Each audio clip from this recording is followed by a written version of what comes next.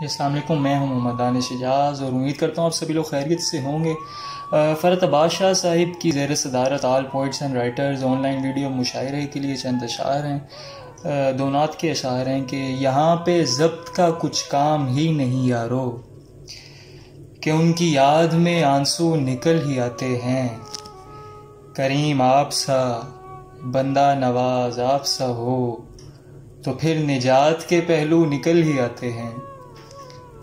मज़ीद दो अशार हैं नात के, तो फिर नमाजें भला क्या बचाएंगी तुमको, तुम्हारे दिल में अगर इश्क़ मुस्तफ़ा ही ना हो।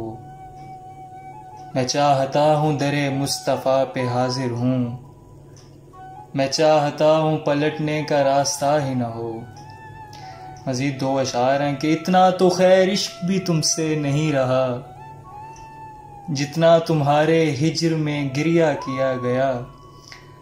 मुझको नहीं कबूल था आऊं अदम से मैं, फिर मेरे रूबरू तेरा चेहरा किया गया। मज़ीद दो अशार हैं कि सुखन में सिर्फ तेरी मेहरबानियाँ लिखी, तेरे सबब जो खसारे हुए नहीं लिखे। बहुत से शेर किसी और की अमानत हैं, बहुत से शेर तुम्हारे लिए नहीं लिखे। आखिर में चंद अशार हैं कि सभी हसीन नज़ारों पे खाक डाल गया, तुम्हारा जाना बहारों पे खाक डाल गया। न जाने कितने सितारे थे आँख में रोशन, फिर एक चांद सितारों पे खाक डाल गया।